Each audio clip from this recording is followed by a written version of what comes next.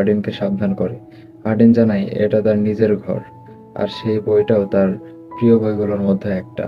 সে মুখস্থ বলে দেয় বইয়ের কিছু লাইন। তেশার মন ছুঁয়ে যায়।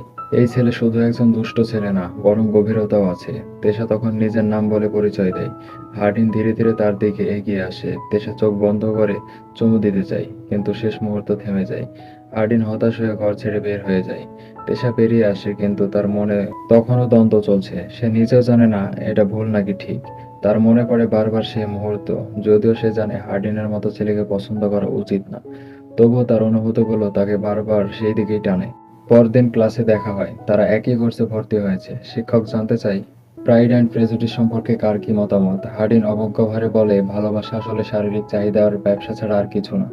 পেশা তার বিপরীতে মতামত দেয়। তাদের বিতর্ক এতটাই তীব্র হয় যে শিক্ষক বাধ্য হয়ে এই বিষয়টি থামিয়ে দেন। ক্লাস শেষে হার্ডিন তেশার পেছনে আসে। সে বলতে চায় এই বিতর্কটা দারুণ লেগেছে।